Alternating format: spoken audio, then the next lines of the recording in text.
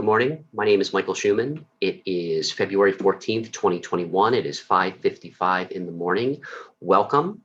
So this is my monthly recording about the Karmic Margin Call Project and the Virtual Services Time Bank. Today I'm going to be focused on a program that is intended to be a certification program for learning more about our hybrid time banking and for facilitating fellowships. So I tell people that I help good people leverage their time and talent to unrig the financial system.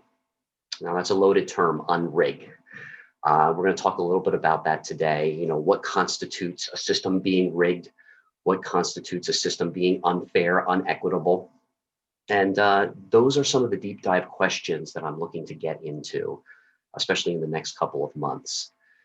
So if you are a member of our time bank, all of the time that you spend watching this is a service provided. That means you are providing the service. You can gain hours and credit for listening to this recording. I'm going to go into my main presentation in a moment, but the first thing I want to do is I want to express a desire to connect, to do conversations, to have conversations that represent a deeper dive into the way we're treating each other, you know, the way we're listening, the way we're solving our problems, because there are 3 roadblocks that I'm going to identify today about why things are not fair, why things seem inequitable. I'm going to offer the 3 roadblocks. I'm going to offer questions to help interrupt the effect those roadblocks have on us. And then I'm going to go into a little bit more detail about the kinds of conversations and about the kind of program that I would like to facilitate. So the purpose of this conversation, the purpose of this recording, is to introduce a certification program that I would like to offer. So there are 2 areas of focus for this certification program. The first area is on fellowship facilitation. I'm going to talk a little bit about what fellowship is, what it means to me. It's not religious unless you want to bring religion and philosophy to the conversation. And the second area of focus is what I'm starting to call time bank brokering. And I want to be very clear about that, something about that. The version of the time bank that I am facilitating is kind of like a hybrid time bank where we put together the core belief of time banking, which is everybody's hour has value and it has the same value. But it's a hybrid time bank because I'm introducing my ideas of reverse market mechanics. So the reason why I created this particular recording today is because I have been interacting and having conversations with great, good people, influencers, people with good ideas about economic reform and about social change. Problem is, you can't get into a deep conversation. Everybody's doing their own thing. And to just take a moment to collaborate, to take a moment to really listen and find the intersections of what we're all doing and the power of what we're all doing and to synergize what we're all doing. Those kinds of conversations seem elusive. So if you're finding that that's true for you as well, you know, this conversation, this recording is for you. So I'm going to go to my slideshow here. We'll pull that up. You'll notice my background is of dividing cells. That's going to be of importance here later on. All right, so I'm just going to pull this up, and I think we need this one. All right, bear with me one moment as I pull up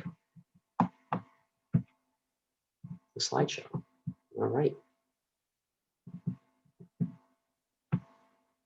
We're going to go with the current slide.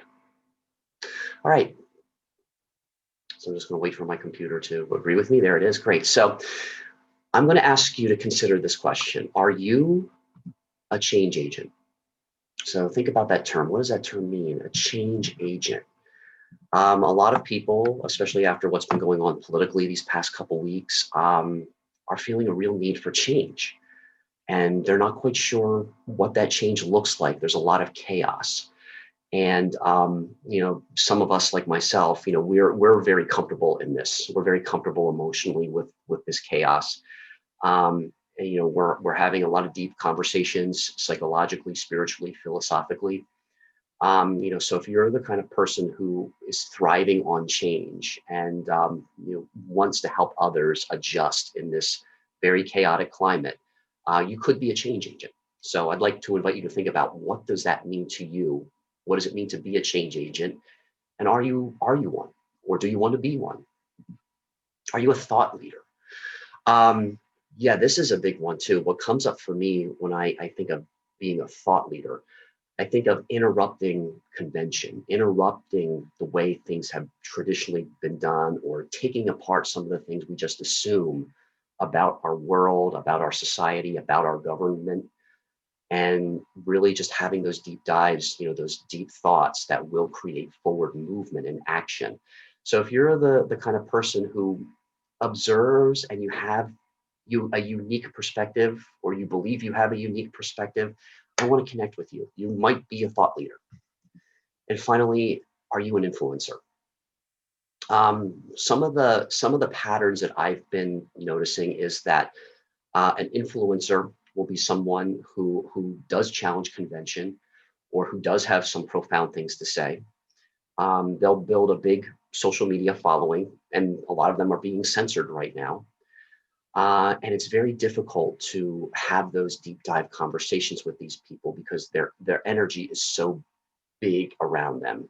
And with that kind of big energy comes a lot of frustration, comes a lot of a lot of people coming at them with very surface ideas, and kind of attacking and trying to create dissension.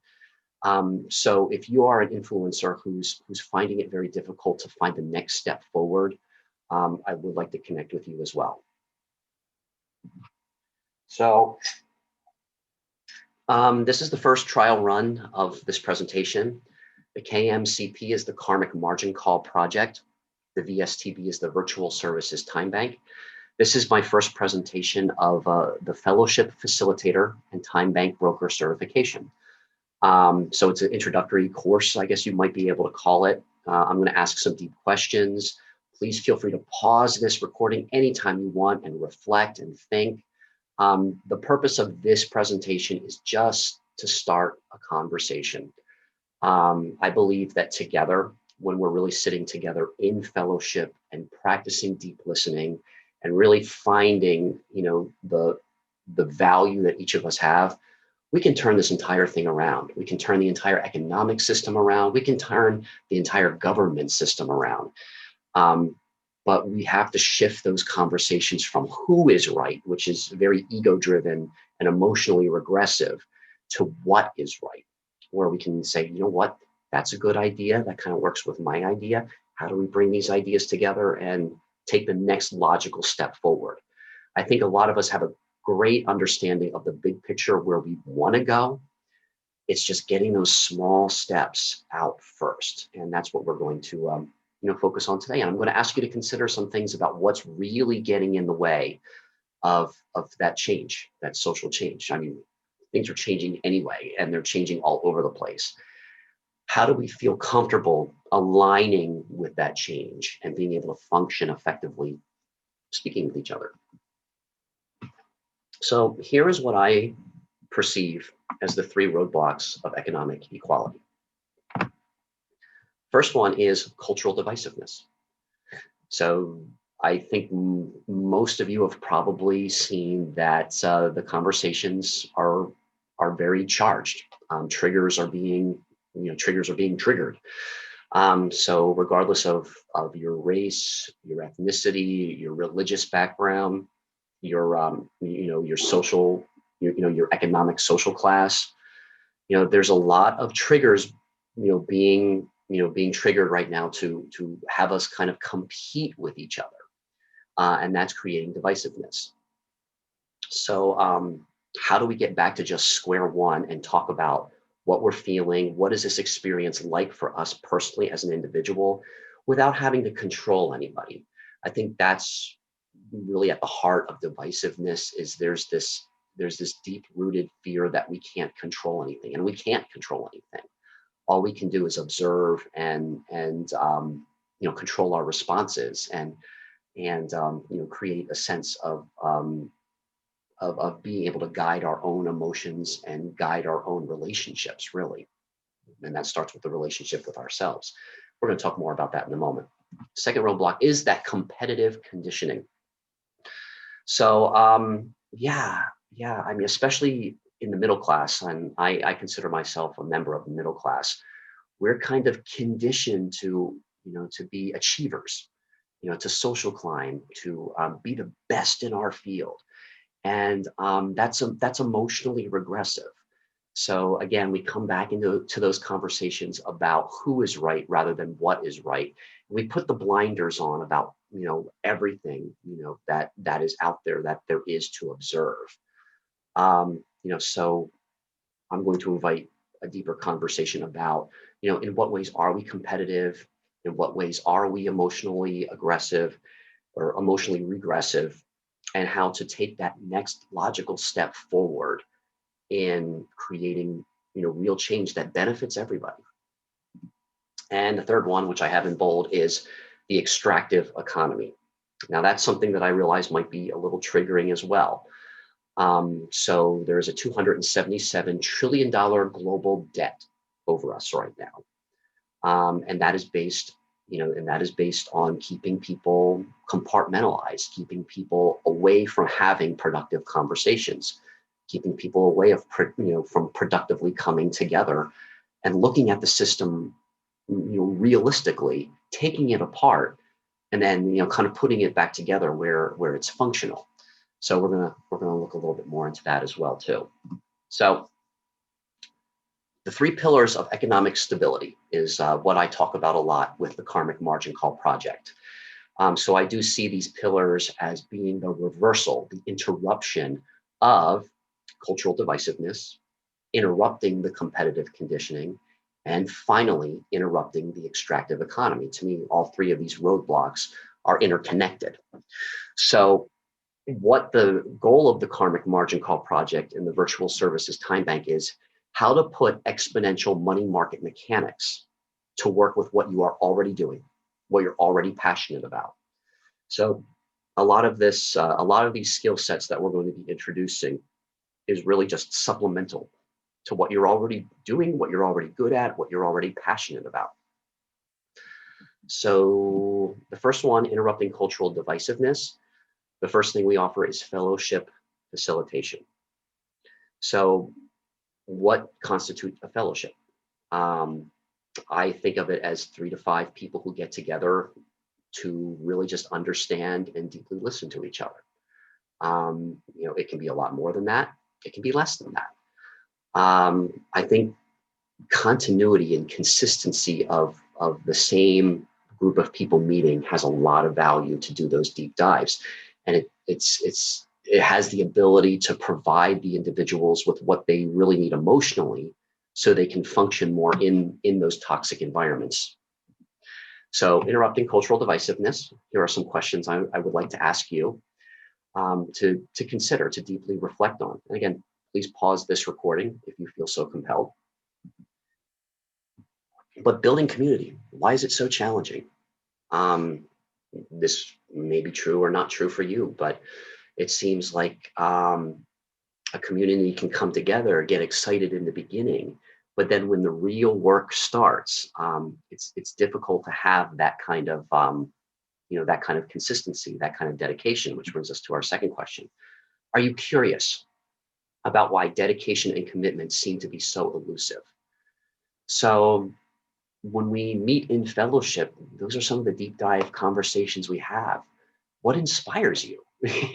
What makes you not only want to come and participate in these conversations, but what inspires you to do so? That's not an actual official question I have listed here, but I invite you to ponder that. What is it that inspires you?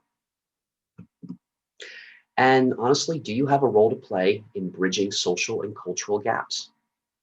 The answer might be no at this point, but there's a curiosity, and I would like to encourage you to entertain that curiosity. My belief is that we do all have a role to play, even though emotionally we might not be feeling it. But if there's a curiosity in understanding, why you feel that way, if there's a curiosity in exploring what inspires you, if there's a curiosity about really understanding what a functional community is, then I invite you to deepen this conversation with me, and I'll show you how to do that later on in this presentation. So here are some of the information I'd like to share. Cultural divisiveness is a byproduct of competitive conditioning. So there's two of your roadblocks right there, two sides of the same coin. I'm in this, if I'm in this for me, and I really have the blind spots on and I'm going after what I'm going after, it really rubs a lot of people the wrong way. It's not inclusive. It's not collaborative. So what this is, it's an underdevelopment of emotional intelligence. So everything we're going to talk about today, fellowship facilitation, time bank brokering, reverse market mechanics, all of it, even though it's concepts that are very new and are not understood yet, it really just comes back to emotional intelligence. What are you feeling? What is the other person feeling? And how do you create those spaces to be able to interact with each other and be in an uncomfortable position for a little bit, but understand why it's uncomfortable and how to pull yourselves into a collaborative space. This conditioning is what creates conflict, poverty, and social inequality. So we tend, especially we as white cisgender people, and I'm having a lot of conversations now with the Black community over this, we tend to deflect and we avoid those conversations, and that creates even more divisiveness. So, this is what creates it. We avoid our emotions, and because of that, we avoid having those deep conversations with people who are culturally, different from us. People who have been raised from a different background. A lot of the times, we feel uncomfortable about that. We deflect, we avoid, and it takes a little bit of courage. A little bit of knowledge, is not really enough. It takes courage to be able to have those deep dive conversations, to bridge those gaps in conflict, bridge those gaps, where there is poverty and social inequality. So here's a key understanding that is pretty polarizing. And I wrestled with this a lot myself personally. Most people, especially political and corporate leadership, are only functioning between a 5 and 10-year-old emotional level. Let that sink in for a moment. So we're all really children. We really are, and we should be treated with the respect that you have of a child who wants to do the right thing, but it's still trying to understand why things are so confusing. So when I say this, that most people are still functioning at that level, please don't misunderstand that statement. Technologically, intellectually, brilliant, really advanced, especially our political and corporate leadership. But that kind of advanced knowledge, that kind of advanced thinking is like giving a sharp sword to a 5-year-old child, and not teaching them how to be safe with it, how to wield it effectively either, or when to wield it. So power is very addictive, and really understanding things from that high level, when someone has reached the top of their game politically, or the top of their game, within a corporate setting, all eyes are on them. It's a very constrictive atmosphere, and they do things that are emotionally regressive. And I think when that's understood, we start to look at ourselves. It's like, wow, is that true? Am I kind of functioning at that level? And the answer is yes. I wrestled with this a lot because I had to be very honest with myself. And when I was not being honest with myself, and how I felt when coming into conflict with others. So it took a lot of deep introspective and a lot of, I'd have to say a lot of courage too, to understand that taking care of that wounded child inside is how you start to develop emotionally. And that takes patience. And there's been a lot of anger, there's been a lot of sadness, there's been a lot of shame. But you learn to get comfortable with that, and you learn to process that effectively. And we develop the skill set together, to become emotionally functional, to emotionally progress. So yeah, those are the fellowship facilitation. That's what we talk about in fellowship. And that's how we start to interrupt the divisiveness. And we do a little bit more of a deep dive into that with the other presentation that I do every month called the 5-year plan. And I'll tell you a little bit more about how to access that if you're interested. So the second roadblock is competitive conditioning. We interrupt that with the time bank. So in competitive economics, everything is competitive. You're a lot of times you're a competitive person in a competitive company, competing in a competitive sector, in a competitive market with a competitive, economic structure. Socialism versus capitalism, that's competitive. So everything is based around competitiveness. In time banking, we believe everybody has value. We believe everybody has something called social capital, which is really kind of like a mind tease, because we think of socialism and capitalism as being two opposing forces. But when you think in terms of everybody has social capital to offer, we really all have equal value. Everybody's hour is worth the same, because someday I may need someone to save my cat in the tree, or I may need open heart surgery, or I may need someone to just help me develop this presentation. There's all kinds of challenges to be solved, and we really do need everybody. Nobody is expendable. There are no throwaway people. And if that resonates with you, then this certification program should resonate with you as well. So interrupting competitive conditioning, let's go back to some of those questions. First of all, are you just done? Are you finding yourself just exhausted, dedicating your time to people who just don't appreciate you?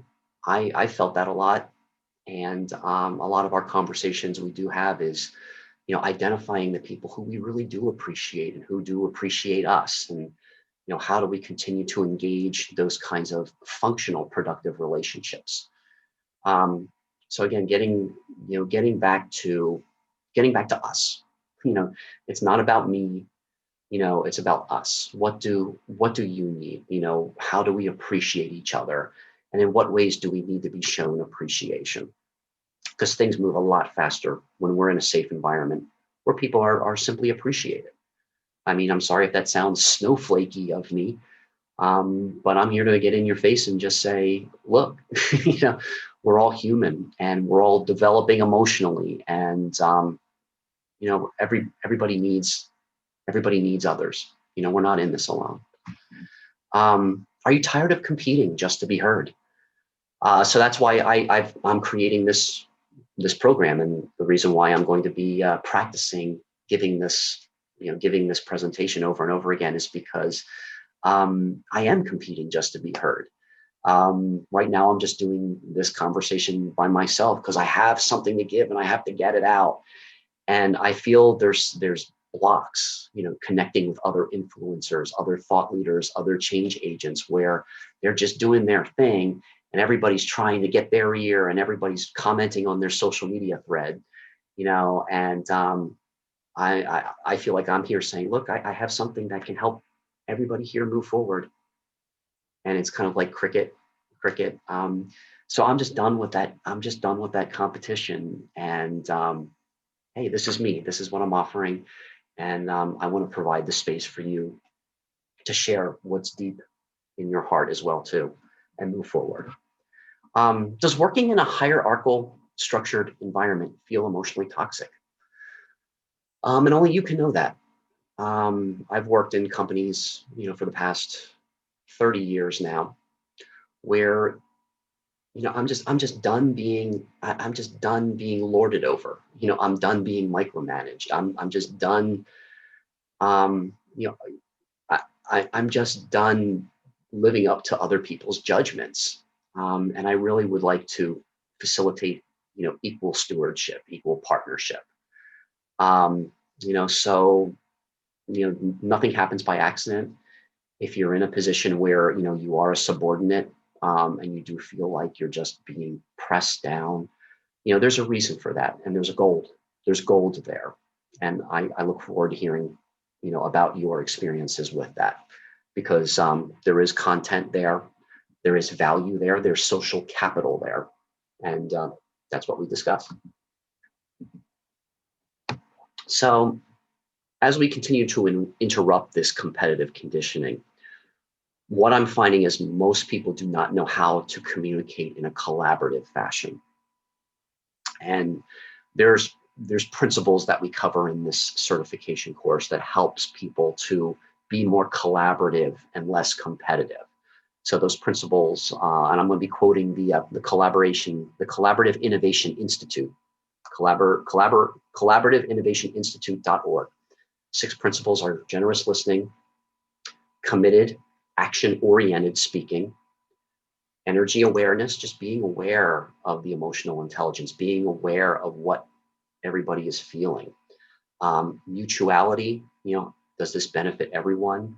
Curiosity, not having to be right, but exploring where the gold is in other people, even if there's an emotional charge there. And coachability, being able to participate in collaboration requires the ability to coach and to be coached. Almost no one understands the value of fellowship, and that is the true secret behind power and influence. So I'm going to say something else that's pretty polarizing that I found in my deep dives and in my research, especially politically and socially. What you're seeing in the media, what you're seeing on stage, it's stage, it's theater. It's meant to solicit an emotional reaction. You know, People, pundits on both sides of the political spectrum, conservative and liberal, they meet together behind closed doors. They pray together. There's fellowship there. But then they'll go back out in front of the camera and look like they're mortal enemies.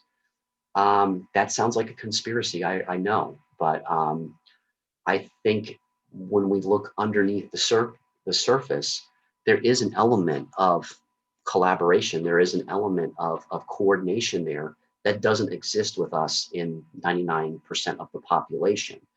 So I think when we do a deep dive into understanding that kind of sense of fellowship, those kinds of sense of covenants of of um, of family, that idea of family, we start to understand, we start to take apart why they have something that we don't have, and it starts to make sense. So fellowship, it's the most valuable resource we can engage in.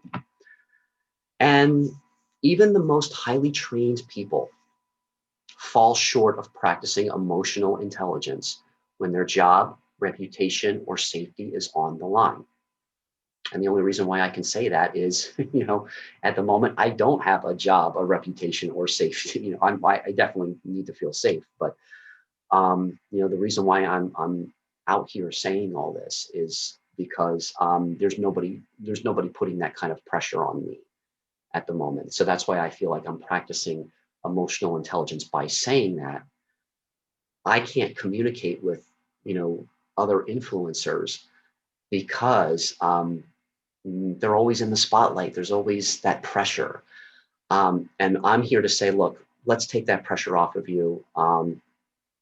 Let's explore, how do we build deeper trust? And yeah, that's the way to move forward.